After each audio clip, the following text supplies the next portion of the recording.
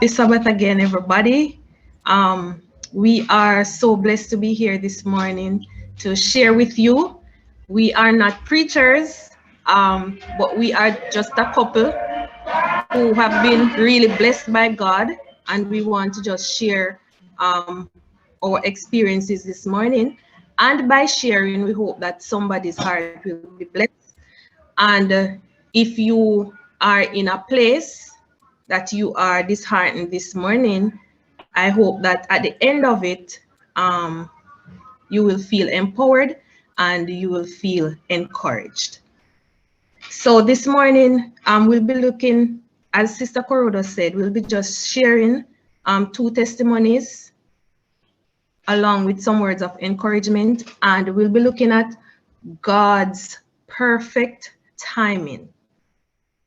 All right, God's perfect timing. And the questions are, have you ever been through a crisis? Maybe going through one now? Do you have a need and feel as though you need to do whatever you can at this moment to satisfy that need because maybe in your mind, God is taking too long to intervene? So we want to look at that. So God's perfect timing. The book of Proverbs 3, 3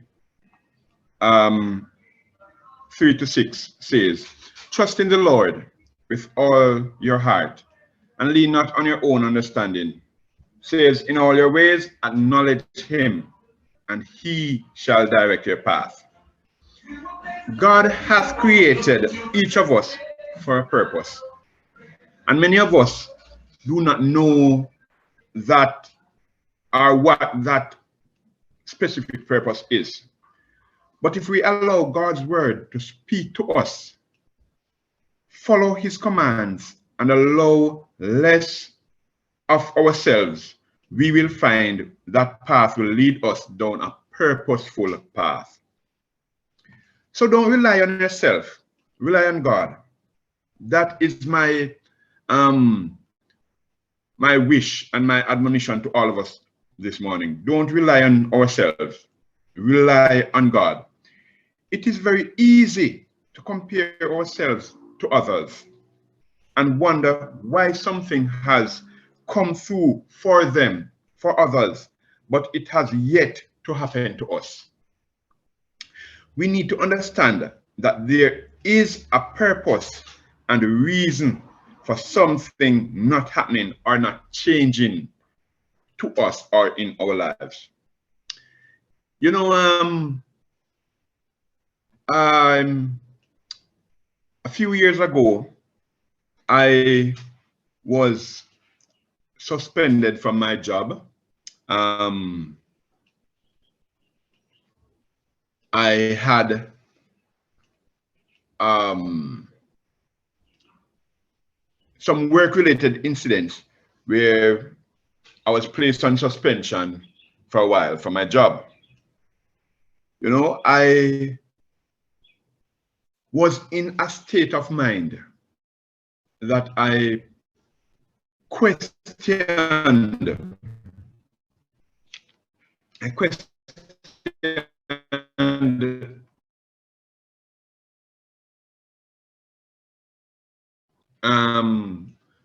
God's purpose for the and time in my life. You know, everything seemed to be going wrong. No sight of positivity. You know, I was on suspension, so I had to seek alternate work for the maintenance of myself and my family.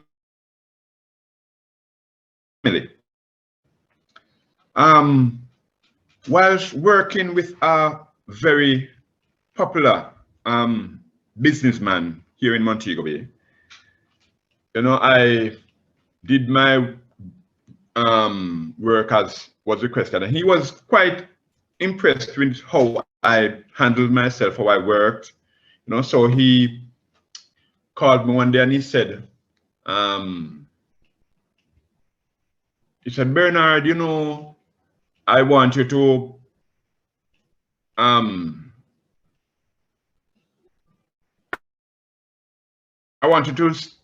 start working directly with me as a personal, as my personal driver and security officer. His situation is a kind of complex one where he is constantly the target of criminal activities. Anyway, he told me that he wanted me to stop working in the general work population and work with him personally. It would mean, at the time, it would mean better working conditions for me, less hassle, and better financial rewards, which I looked at and I said, okay, this is very good. This is where I want to go, and this is where I want to be. I set my mind and I geared myself towards it.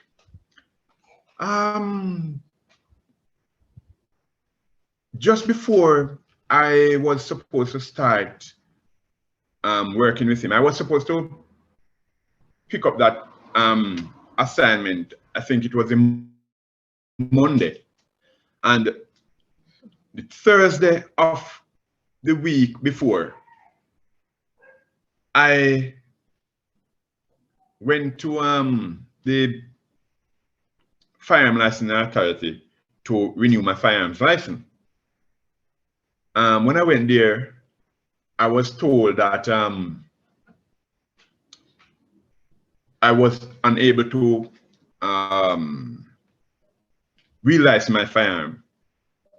I guess because of the fact that I was on suspension from work. My license was revoked at that point and my firearm was seized. Here was another setback in my life, just as things started to look like they were picking up. The ripple effect of that was that the position I was supposed to start on Monday with the business band was immediately cancelled because it was a duty requiring armed personnel. You know, I really sit back and I questioned, what is all this? Why is all this happening to me? I have colleagues who at that time I looked at, and I looked at some of my colleagues who were not members of the church, not Christians in any sense. And I questioned myself and I questioned God. I said, how come these people who have nothing to do with the church, nothing to do with serving God, is just going through smoothly? And yet I, the one who is trying my utmost best to be to follow that straight and narrow path, you know, all these incidents and all these things seem to be attacking and plaguing me. So I was really disheartened. I was really disheartened. I was getting to the point of bitterness, and I was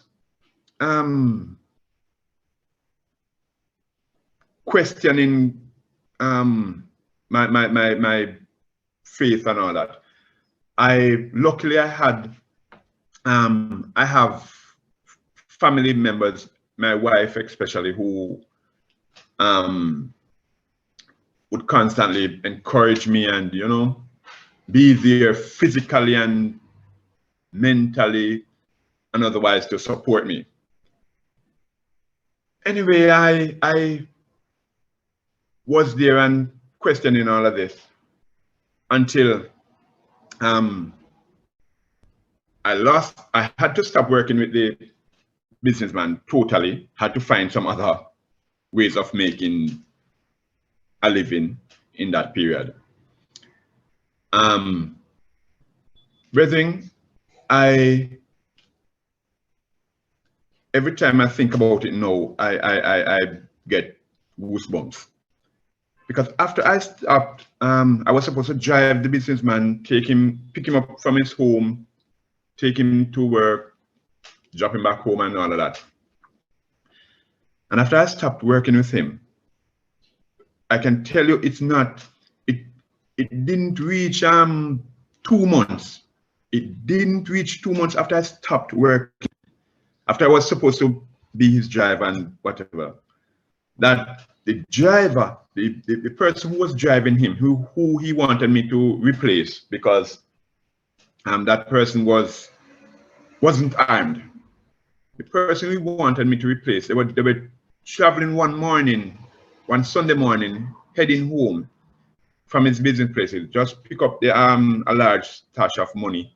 I guess the weekends sale and all, and was taking him home with the funds right in the middle of Montego Bay. And they were ambushed by a group of heavily armed men, you know, and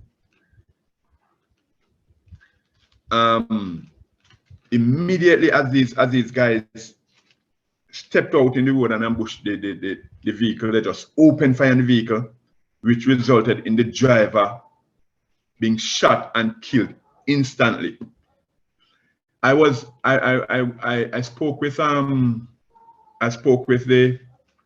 one of the investigators in the case, and he told me that the way the ambush took place, if the driver was even armed to the teeth, this was his specific words. He said if the driver was even armed to the teeth and managed to get off a round or two, he still wouldn't have a chance, the way the guys carried out the ambush.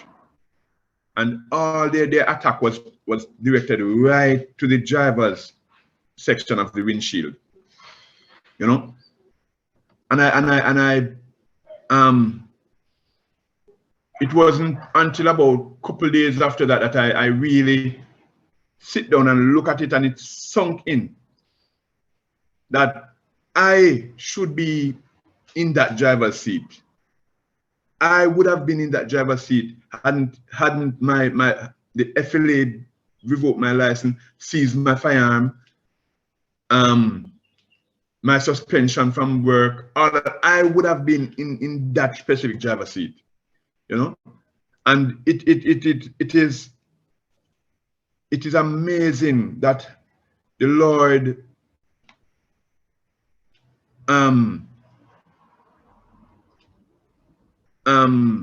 sees way before us. Sometimes we can only see at our a colleague of mine would say right at our big toe.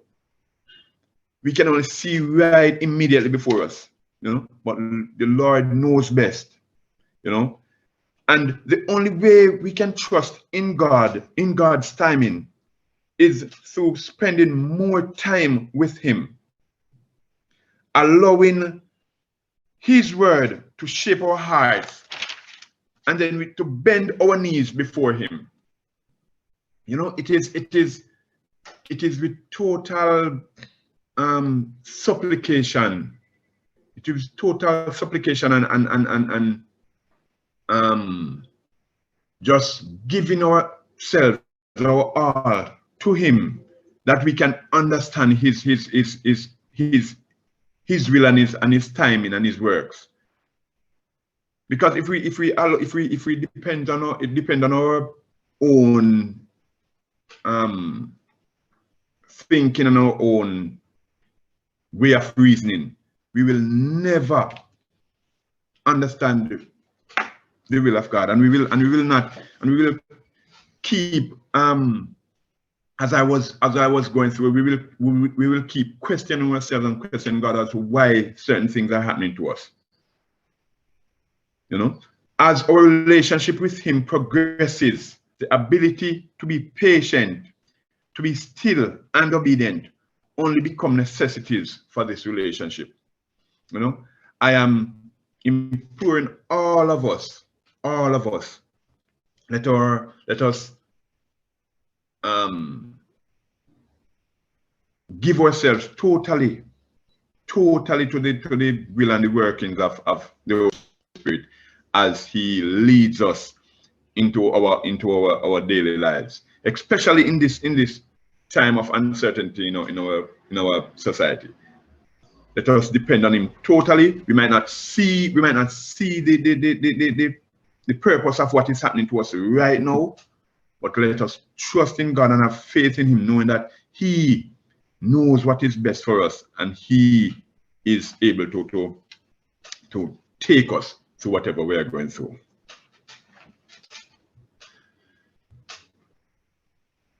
I almost let go. I felt like I just couldn't take life anymore. My problems had me bound. Depression weighed me down, but God held me close, so I wouldn't let go. My Jesus kept me, so I wouldn't let go. I almost gave up. I was right at the edge of a breakthrough, but couldn't see. The devil really had me, but Jesus came and grabbed me, and He held me close, so I wouldn't let go. My Jesus kept me, so I wouldn't let go. So I'm here today because God kept me. I'm alive today only because of His grace. He kept me. God kept me. He kept me. God's mercy kept me, so I wouldn't let go. So I'm here today because God kept me. I'm alive today only because of His grace. He kept me. God kept me. He kept me. God's mercy kept me, so I wouldn't let go. Amen. Amen. God's timing isn't just good, it's Amen. perfect. Amen. He's omniscient and knows all things in the past, present, and the future. The Lord sees every aspect of our lives, including our needs and desires. In His great wisdom, He understands what's best for us. His divine schedule for our lives is always perfect and achieves His good purposes. So there's a saying that says, when it rains, it pours. Because during that time, of his ordeal. um, I had my son. He's 6 now. He was born in 2014, but it was really a difficult pregnancy, really bad, you know. So I was saying, I don't think I want to do this again. But you know, speaking to my doctors, they said that, you know, no two pregnancies are alike. Just as all the children are different, the pregnancies are different too. So, you know, I took heart with that, and my fear, you know, kind of subsided. So in 2017, that was the time to when his ordeal began. I found out I was pregnant with my daughter, my second child, but um, I was okay. I was happy, you know, and I was just saying, because of what the doctors said, that, you know, normally it's not the same. So but I'm telling you, it was February of 2017 I found out, and 2 weeks after finding out, there it was again. It was, I started feeling the same way as I did with the first pregnancy. That was February. When I went to the doctor, they could not even see much to how young the pregnancy was, about 2 weeks, but I was feeling so sick. And by March, I had to, so throughout February, I went to work on and off. But by March, I couldn't go any at all. And just to speed it up, all of March, I was at home. All of April, because I work in a school setting, I broke the leave right before Easter. So that would not register as me going being on leave. So when I resumed after Easter, but entire May I was still at home. Beginning of June, I remember, I'm to give you a background, I could not keep down anything, not even water. It was that bad. I couldn't keep down anything for months, every single day, every hour and the hour. I had to be going in to the doctor. I would go to a private doctor and sometimes a private hospital, and I would go in, they would give me medication to serve for 2 days, like an injection and IV fluids. And every day, imagine him losing his work, and then I am pregnant, going through that, and every visit is like $12,000 because I have to pay for these things. 12,000 and more, depending on what, you know. And they would keep encouraging me, you know, you have been through this already. You know that at a particular time, second trimester, this will stop. So I am at home, you know, soldiering up and roughing it out, and you know, and my supervisor called me the beginning of June, and he said to me, you know, they affectionately call me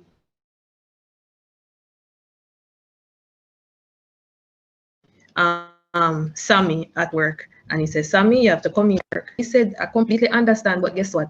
They will not pay you. Maybe they will pay you for June, maybe half, but going forward, they will not pay you. And I don't want you to lose your salary. And so he called me around Friday, and he outlined everything. And I was aware because, you know, I'm checking on it. Sunday evening, he called back to say, you're coming tomorrow. And I was like 145 pounds pre-pregnancy. And no, so I could not even recognize myself. I was like,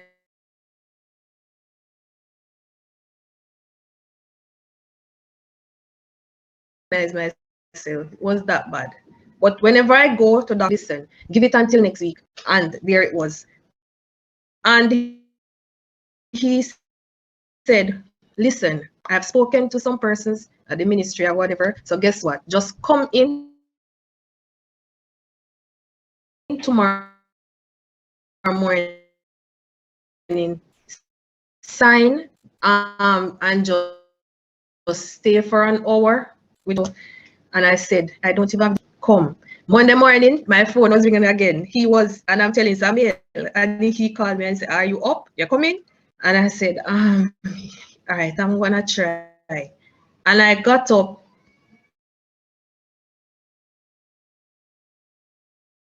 My husband at that point was getting ready and he left. I got ready. It was a task to even shower and get ready. When I had to put on a pants, put the belt, you know, and put a shirt. It like everything was swinging. My keys, work is like 5 minutes away. So I did not drive for months. So that was my first time since February driving. And I reached at the door, about to put the key in the door, and there it was again. The vomiting started. I spent like half an hour in the bathroom, couldn't come out. And I just went back in my bed and just went to sleep. My phone rang at after 9 a.m. There he was again. He said, I look in the parking lot and I don't see a vehicle. And I told him what happened. And he said, how are you feeling now? I said, I feel a little better. He said, all right, come.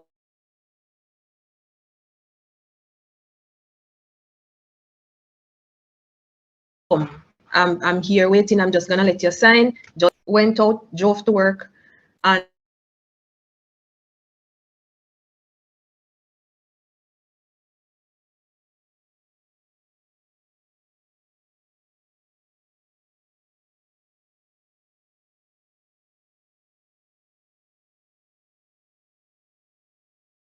park, and I walked to my office. In walking, I just felt my heart racing.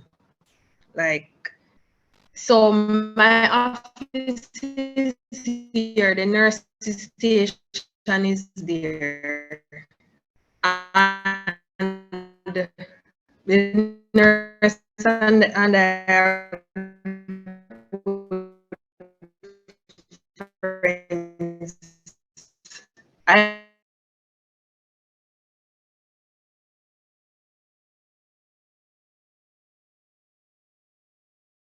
I'm not going to stay. I'm just recuperating a little to head back out. And she said, head back where? And I said, home. She said, no, I'm taking you to the hospital right now. And I said, hospital, Corner Regional, no, not going up there because we all know the situation that's going on with the hospital. And she said, I'm not asking you. Whenever staff is at work, it's my responsibility to ensure the staff well-being. And in saying that, she left. And within minutes, she came back and she said, I have a ride ready for you and I am going. You know, and I said, just, you know what, I'll just go because I don't even have the strength to argue. And I went with her. When I went to the parking lot, my supervisor, the one that called me, he was around the steering, and another staff was in the car, and the nurse came in and we went to the hospital. So I was thinking, you know, just the same like what the doctors have been telling me privately, that, you know, it's pregnancy, it happens with some women, and they would just give me my little gravel injection or whatever and let me go home. So when she went in and she spoke to somebody and they came, they did my vitals, and within 2 minutes, they were putting in access.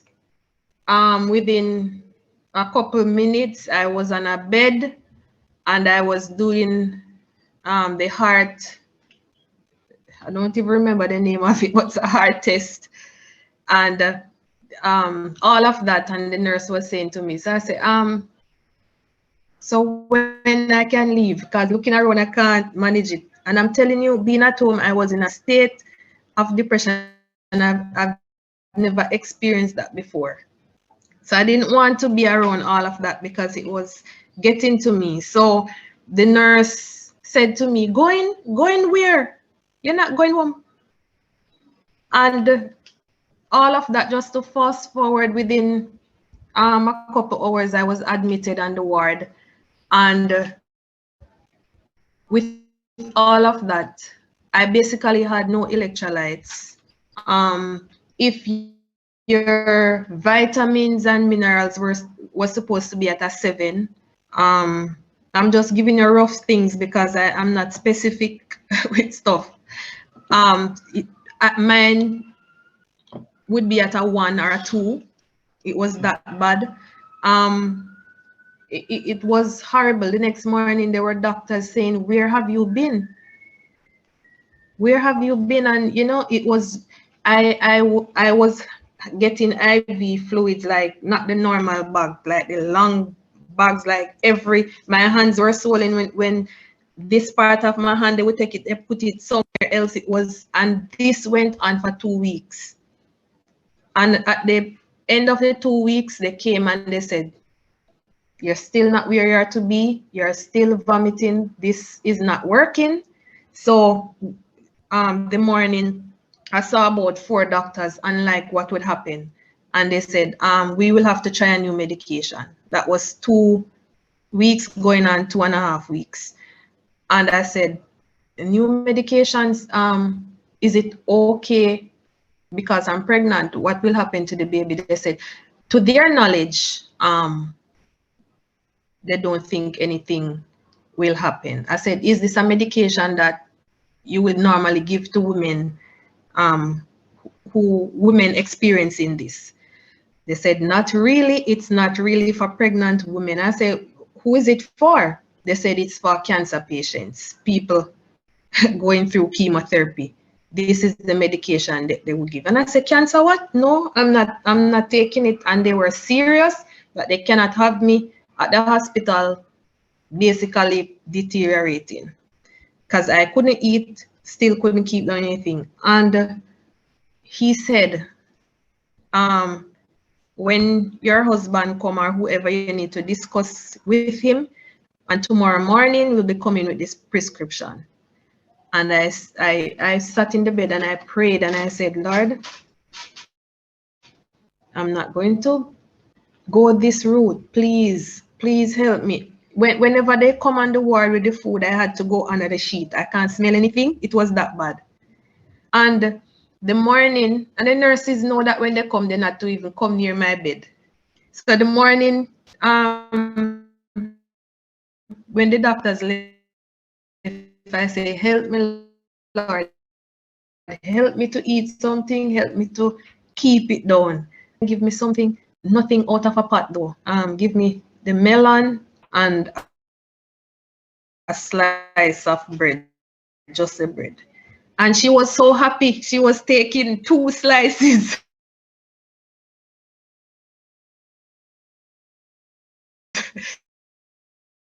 You know, and I sat and I take deep breaths, and half of the bread, I just close my eyes and say, "Please, Lord, let me sleep, because it needs to stay down." And I remember falling asleep, and the following evening, I did the same thing. And, you know, I still have a little vomiting, but not so bad. The following morning, as they come, I have the bread and the stuff trying. So when the doctors came, they said, "You have a plate?" I said, "Yes, I'm eating." And they said, "Thing yesterday," I told him that I tried, and he said,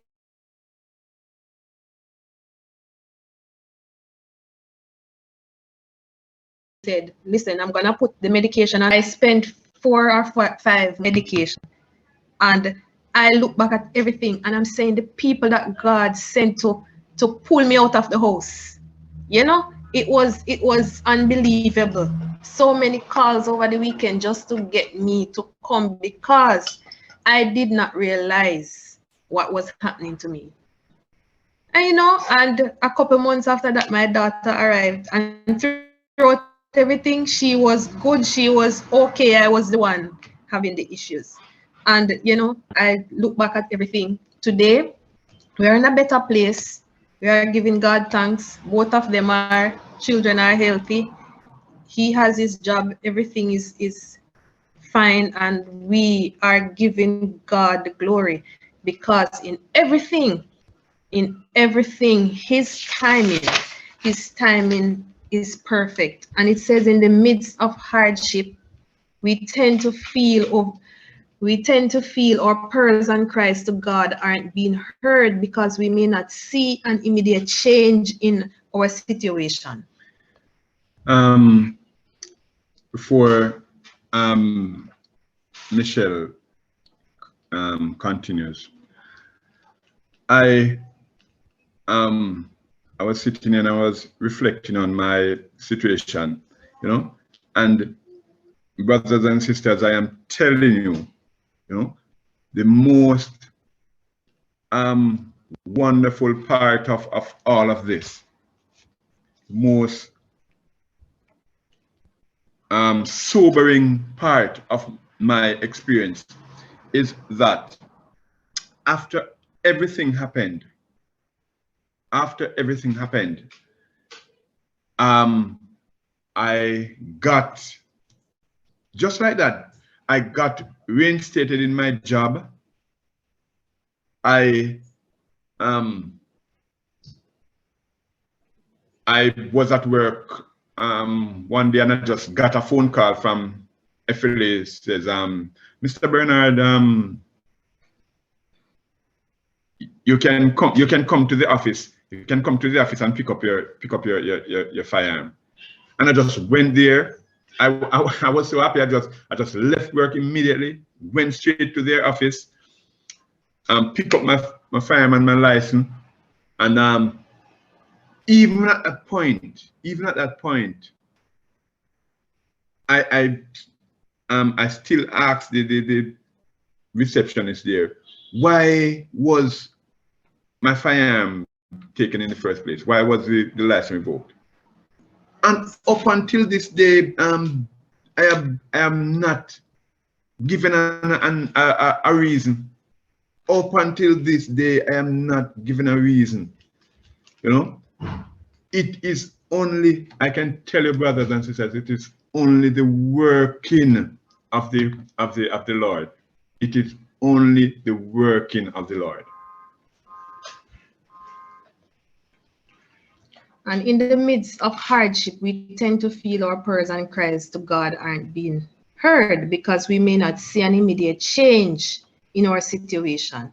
This is a misconception of how our relationship with God actually should be. We are to put all our trust into God's hands. After all, God is greater than our heart and he knows everything. 1 John 3, verse 20. Just because we do not see an immediate change doesn't mean God never heard you, because he has. I love you, Lord, for your mercy never fails me. All my days have been held in your hands.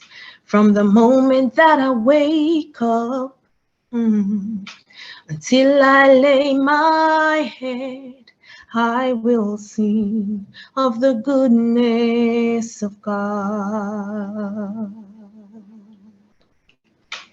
And all my life you have been faithful. And all my life you have been so, so good. With every breath that I am able, oh, I will sing of the goodness of God. I love your voice. You have led me through fire. In darkest night, you are close like no other.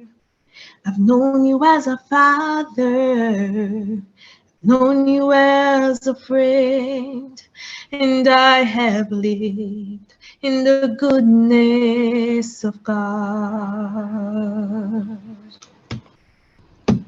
And all my life you have been faithful. And all my life you have been so, so good. With every breath that I am able, oh, I will sing of the goodness of God. Your goodness is running after me. Your goodness is running after me. With my life laid down, I'm surrendered now. I give you everything. Your goodness is running after me. All my life you have been faithful.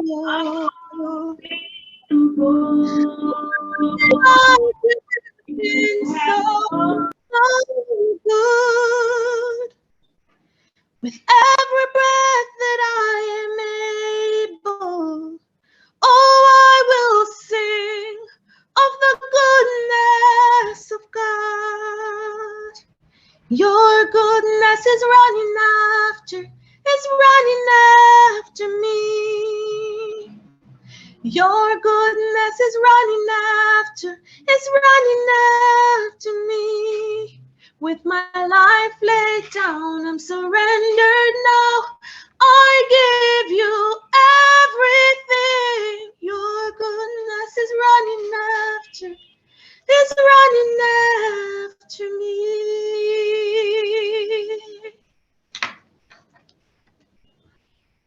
Amen. Just want to share a paragraph with you, and then we will close.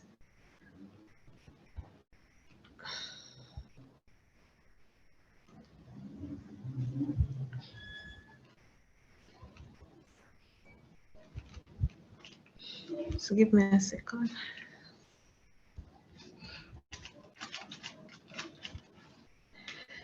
Lamentations 3:25 and 26 says, "The Lord is good to those who hope in him.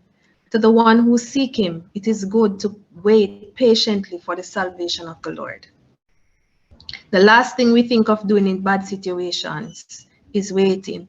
We tend to act hastily without actually thinking or fleeing the issue to avoid certain emotions or the reality of our choices. We also often do this quietly. We also don't often do this quietly either. When we put our hope in the Lord, we find that we can stand quietly and still, giving it over to God since he is in control in the first place. God is always good and has given us the gift of salvation through his Son, Jesus Christ. So we should stand still in the middle of the storm and know God is there and he is in control. Thank you.